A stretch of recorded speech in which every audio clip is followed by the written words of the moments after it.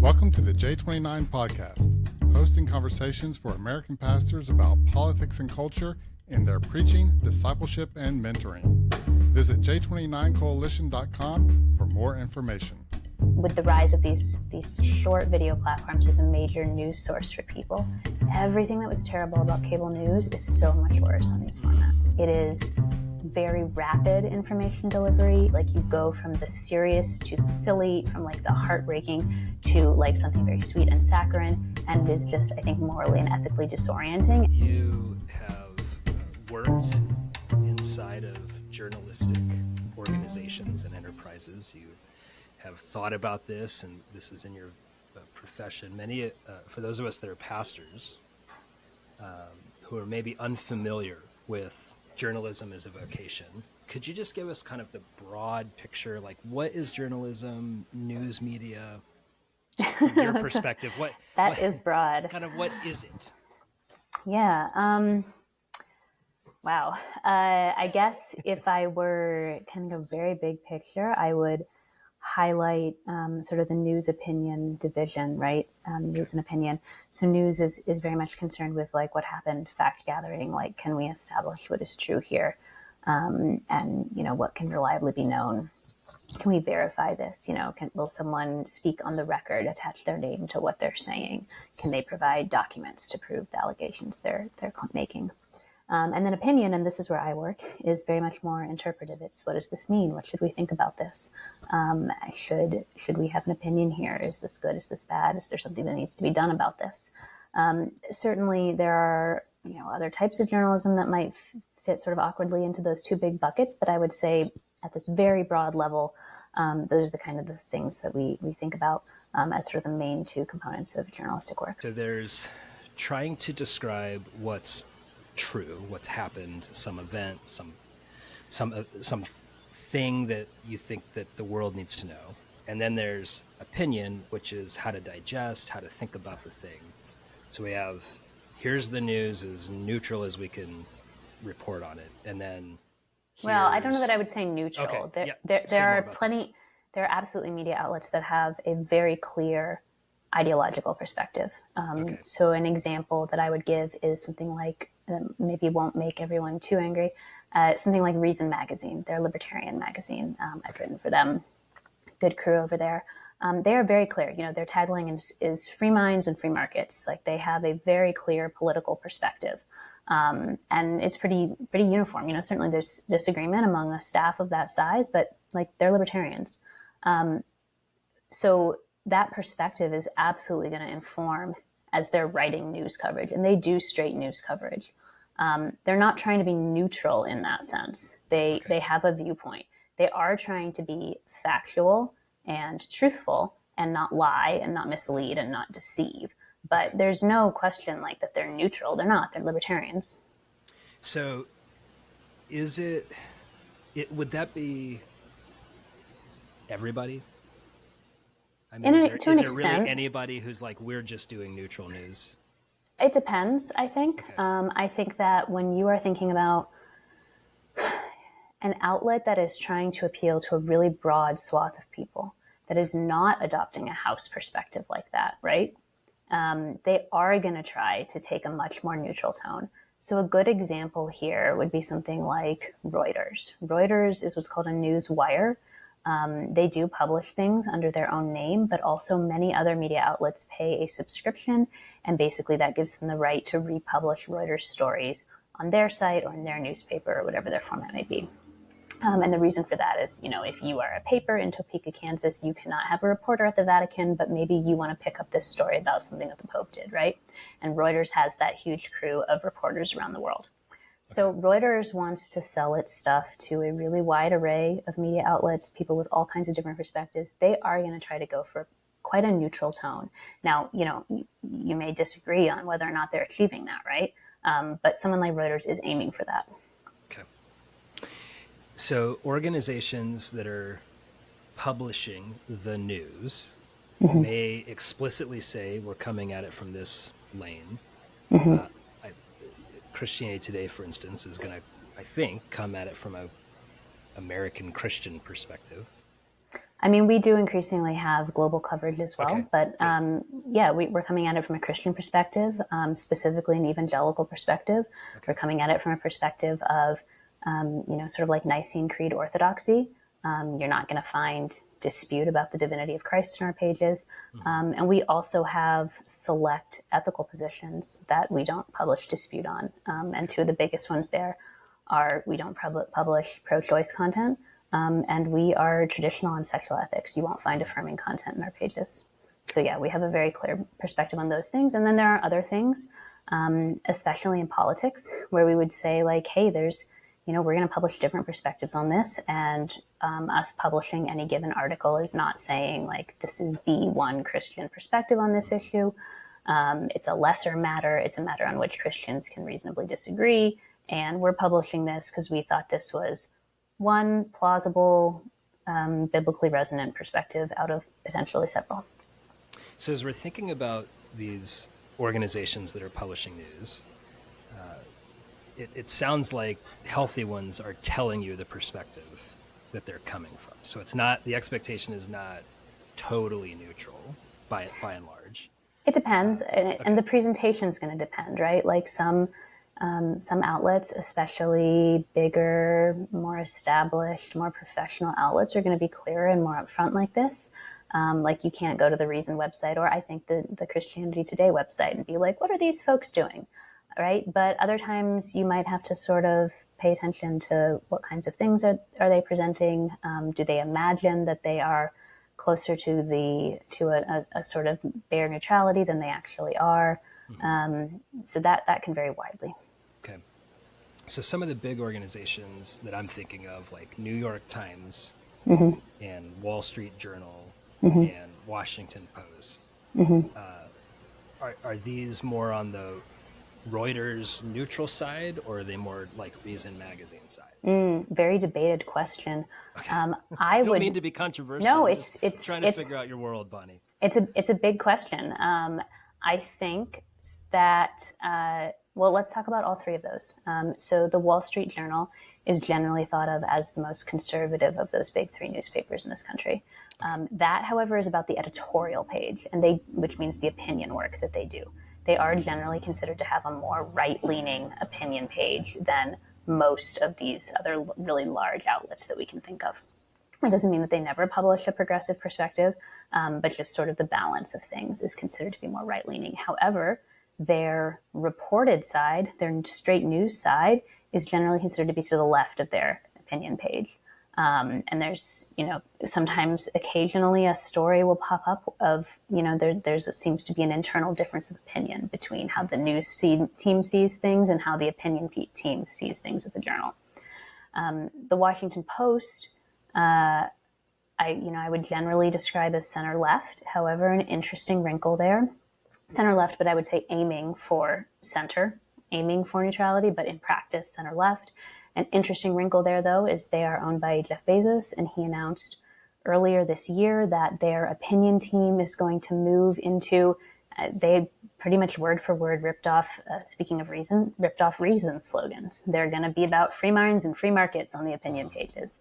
That resulted in some exodus of some of their longtime opinion writers. I think there is still shakeup over there.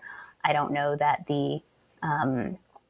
I haven't read enough of it recently to say whether the average American, conservative or libertarian would look at what their opinion pages are putting out and say like, oh yeah, that represents me. That's free minds and free markets.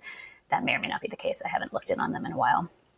The New York Times, of course, is kind of a standalone giant in the class. Like they just, the sheer number of subscribers and the resources they have at this point is there's no comparison. Even we're talking about these three together, it's just on a different scale. The Times, I would say, is also center left.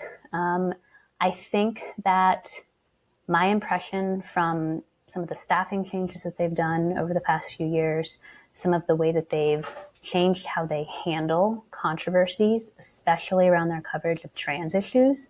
I think they have made a conscious effort to move to be a little bit more center and a bit less left. to the great dismay of trans activists in particular, who have made just some wild accusations about articles that are objectively very trans friendly. And, you know, it's not considered satisfactory that the Times would even acknowledge that there's controversy on these matters, right? So I would say that the Times of 2025 is markedly different from the Times of 2020 in this sense.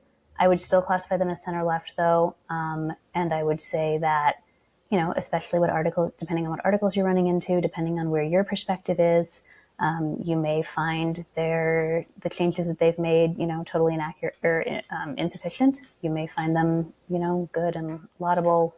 You may think that they're terrible. Like, again, a lot of this is so much in the eye of the beholder, and so that's why this is a very debated question. And these organizations, these three that we've mentioned, they're old. Yeah. They've been around for, is it fair to say, generations in America? Yeah, the Times, I think, certainly goes back to the 1800s. The other two, I don't know off the top of my head. Okay. And perhaps if I was pastoring in the 1970s, I could assume that my people are obtaining news, consuming news through maybe one of those outlets or the Arizona probably Republic. not. No. Probably your local paper. Okay, so Arizona Republic. Yeah. These weren't national. I mean, you can look at the names, right? Like they were the local paper and the big local paper, right? Because they're in big cities. But the pace of local newspaper closures in this country, it's something like 3,000 a year and has been for years and years. So in the 1970s, you were reading your local news far more. And your local news probably did have a service like Reuters bringing in that international and that national news. So it was not solely local news. And then, you know, maybe if you were in a larger city, they would truck in, honestly, maybe not even the Daily New York Times, probably the Sunday paper only. Okay. So pastoring in the 70s, they're reading the Arizona Republic or whatever the local. A lot of those stories are, is my understanding right, purchased from a service like Reuters. If they're big national stories, maybe. But even back then, it was much more common for like we're talking about a statewide newspaper, or a newspaper of like a state's capital city. It would have been common for them to have like a congressional correspondent in DC. So they might have had some original national news reporting of their own as well, just depending on their resources. News was very big business back then. Okay. And they're consuming it from the paper. There's the evening news. Yes, in some places you'd have had the morning and the evening paper separately. Okay. And then there's also television and radio.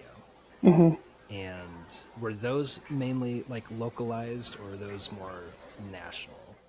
I believe, and I'm not as knowledgeable here because I don't do, you know, broadcast work, but I believe you would have had a kind of similar model of there might have been some national reports coming in.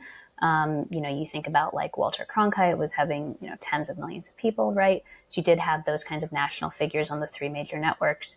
But just as today, there were local stations as well. Okay. So that is, for me at least, it's like how my parents consume news then. Now, 50 years later, I don't have any of those assumptions when I think about the congregation that I serve. They're primarily consuming news media on a phone from, I have no idea where. Somebody on YouTube, somebody on TikTok, somebody like, what's your read now as to how people are consuming news and opinion? Yeah, I think what the single biggest thing I would say, and this is different since I wrote my book, Untrustworthy, this is a way in which the landscape has shifted, particularly in regard to TikTok. But it's a big shift. You know, for many years, I think people who were trying to, I don't know, fancy themselves more educated and informed would complain about cable news. Many of us would complain about cable news, right? Like they're just yelling at each other and it's like not actually that good for learning about what's going on in the world. It's just like conflict and sort of appealing to your baser instincts. And it's so fast paced. And, you know, many people got rid of cable for these kinds of reasons. And I think rightly so. What I would say is that in the last 5 years in particular, with the rise of TikTok existed, but it was like the dance platform, right? Now it's like the everything platform. and other, short form video imitators. YouTube has gotten into that game. As I'm with the rise of these short video platforms as a major news source for people, everything that was terrible about cable news is so much worse on these formats. And a lot of it really is not even about the people who are delivering this news, right? Like many of these people, I think, are out there in good faith. Like they are sharing their opinion. They are trying to be accurate. They're not out there deliberately lying and misleading. But the format in which they have chosen to do this, it is short videos. It is very rapid information delivery. It is hard to keep track of what is being told to you. It is impossible almost to check what is being told to you, to sort of like even to pause and look it up and say like, is that the whole story? It's just very difficult to do. And it's also, I think, very fundamentally disorienting the way that you are rapidly cycled through one topic after another, right? Like this has been a critique people have made of television news for years, that it's like, first it's like, here's the war. And then it's like, here's a local kid who did a nice thing for an old lady. TikTok is that on steroids. Like you go from the serious to the silly, from like the heartbreaking to like something very sweet and saccharine. And it is just, I think, morally and ethically disorienting. And it's impossible to like take in information about weighty matters in a serious way in that format. People love it. This is like the reality. People love it. It's, it's entertaining. It's fast. You can do it for 2 or 3 seconds while you're in line at the grocery store. And so like, that's the reality that we're in. I think it is not an exaggeration to say we're increasingly in a post-literate society where we are increasingly video-based. I mean, even right now, we're doing this as audio, right? People are going to listen to it. I am, to the best of my knowledge, telling the truth right now, but is any listener going to write down all of the fact claims that I'm making in, 30 minutes, however long we're going to talk? Are they going to look this stuff up? You can't. Your hands are on the dishes. You're driving the car. You can't check it. So, from your space, what is that doing to us? I mean, I think that it is exposing us to a far greater quantity and widely varying quality of fact and truth claims every day, and far more than we're equipped to handle. And I think this is particularly troubling when people are doing it for sort of broad awareness, like this sense that they're going to sort of just stay up on the news generally. They're going to know what's going on in the world. I think we've come strongly into the assumption that being aware of everything that's happening in the world is a virtue, and that you've somehow checked off a box in your civic duty if you do that. And I would really challenge that perspective. And I say this as someone who, I make a living off people reading the news, right? But I think that you need to very much limit the number of topics that you consume news about. I think for most people, we're talking half a dozen at most, and you pretty much need to ignore the rest. And the reason is that even if you still insist on using TikTok, there is a very big difference to you coming to a TikTok video where it's one of just a handful of subjects that you know well, and then the person gets something wrong, whether innocently or maliciously, whatever the case may be, and you have that alarm bell that goes off and says, no, wait, I know about this, and I know that that's not right. It doesn't mesh with like the factual information that I've already consumed and checked here. That is very, very different compared to doing like a mile wide and an inch deep intake. That sort of like general, I'm going to be up on the news perspective invites us to do. Yeah. It also seems to me that there is a delight or enjoyment of having a strong opinion about a thing that I didn't know existed 2 days ago. It's a phenomenon I've noticed in my own life personally, where I will have people who I'm friends with, and they will be very animated about a thing that they found out about. We've never talked about this thing before. As far as I know, I don't even know that person cared about the thing. And now they have strong convictions about event and they seem to need me to agree with them about and share like the same, and it's not just share the conviction, have the same level of animosity or strong opinion for it. Are you noticing that in the like the moment that we have, that everyone's expected to have an opinion, strong opinion or conviction about something that's happened? I mean, in real life, happily no. On the internet, I do think that, I mean, that's sort of the premise of social media, right? That everyone's got something to say, and let's give them a megaphone to say it, which is bonkers. I think that in the past, we had a word for people who shared their opinions about politics all the time, and it was something like crank, right? Like, it was not polite to talk about politics and religion the way that we talk about them now in all kinds of contexts. And I think it should still not be polite. And the way that we gave people the opportunity to broadcast their opinions publicly, like, it's fine that you're excited about this thing that you fell down a Wikipedia rabbit hole about, right? Like, that's fine. But I think we really, even setting aside the subject of media consumption, we need much stronger norms of like how to interact as a human being with other human beings in real life and not be annoying and rude to them. It's like basic manners, honestly. It's barely about media at this point. It's like control yourself and notice what the other person's face is doing. Yeah. Yeah, certainly the digitized engagement does not allow you or afford you the opportunity to watch someone react. Yeah. Your body responds to it. Yeah. So for pastors who have congregants who are getting this stuff from all these different outlets, right? Mm-hmm. Teenager in Oakland on a TikTok or the Washington Post and anywhere in between. Would you give us some coaching on how we can encourage our folks to have healthy media consumption? I think I would emphasize, you're not a journalist, and you're not an expert on politics, and that's not your job. And you don't need to be able to parse every media outlet that somebody sends your way and every claim that's made. And you, just like anyone else, you can't have that broad-based news consumption. And you certainly can't do it while serving your congregation well. And so I would really emphasize two things with congregants. And I say this as I'm not a pastor, and it's a weighty responsibility and a weighty authority that I don't have. But if I were in your shoes, I would say two things. One, think about that question of what is the reaction that it's this consumption is inducing in other people. Like, what effects is it having on relationships? What kind of fruit is it bearing? I'm an opinion journalist. It is my whole job to try to convince people of what I think are the right ideas about politics and society and, whatever else I have an opinion on. I do not take those matters lightly. I think it's good to think good and smart things, right? It also doesn't actually hurt anyone if somebody's got a bad political idea just in their heads. It's harmless.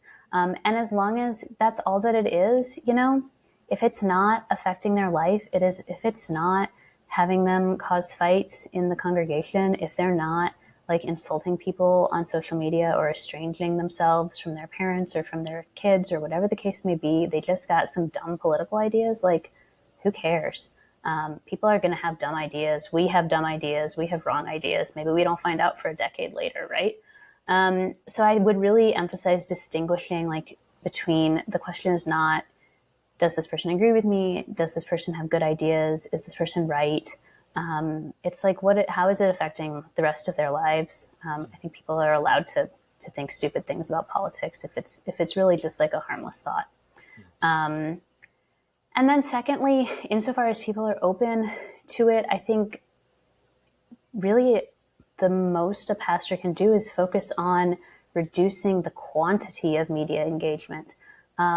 Yes, if you have the opportunity to talk about quality, great, but I would heavily emphasize quantity over quality, which is to say, any time that you can have your congregants not on their phones, whatever it is that's on their phone, whether it is that random TikTok or the Washington Post or whatever, get them off the phones, have them, in church, have them at a potluck, have them doing something with their hands, have them going on walks, have them listening to sermons, have them reading a book.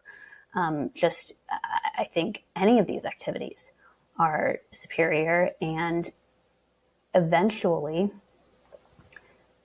I've found in my own life, and I think many people have found, if you are spending less time with that media, it begins to be less appealing. And if it's less appealing, then that sort of intense emotional attachment to it is going to decrease, and the quality of it matters a bit less at that point, right? Because it's just not playing such an important role in your life. It's not shaping your thoughts and your reactions to other people as much. And so I think thinking about it in terms of time use, and time use in connection to congregational life and discipleship is far more important than trying to set yourself up as the pastor, as the arbiter of like good opinions and good news outlets in your church. Yeah, that's good. So for those who wish to have healthy media consumption, right? We're gonna have a balanced rhythm. Mm-hmm. We're gonna have like a budget or something. Like, here's the amount of time I'm willing to give this each week. Do you have recommended resources if we want to have not only the appropriate quantity, but also quality? Number one, you can buy my book. Yes, of course, yes, please. Yeah. Or, I recorded the Mending Division Academy course for American Values Coalition, and that covers a lot of this kind of stuff in much greater detail than I can do here. Big picture, I think, again, like quantity is huge. Thinking about quality, it can be difficult to kind of communicate this verbally, right? Because especially when we're talking about the internet, it's like a culture. And I'll have these conversations with my mom from time to time where she'll send me a website and be like, what do you think about this? And I'll be like, oh, that's so sketchy. And she'll be like, why? And it's like, well, just look at it. Don't you see? And she's like, what? And the whole thing, can't you see? Just by like, it's very hard. And, I'm picking up on a bunch of tiny cues and I can't articulate them, but it's because I've spent so many more hours on the internet than she has, right? And so that kind of thing is, I think, really hard to communicate, especially in sort of like a across the board, like, I don't know, if you see this on a website, it's bad. You can't really do that. I will say that one significant tell is whether a media outlet is willing to issue corrections, and what that process looks like. Will they do it before there's a legal threat on the line? And ideally they would do it just as prominently as the error was, in proportion, to the error. A really bad correction should be easier to find than like, we accidentally spelled Brian with a Y instead of an I or something, right? So I think that's a big one. And many outlets these days, I think, to their credit, will post even their corrections policy and say, like, look, this is generally how we're doing it. This is an explanation for how we operate. I believe Christianity Today's, I think, our corrections policy is available publicly, and that's pretty common now. And I think that is, for me, a major distinction between some of these more old school traditional media outlets, even in cases where, I'm in a very different place from them politically and in like my outlook on the world, compared to some of the newer, more independent, more social media oriented online stuff.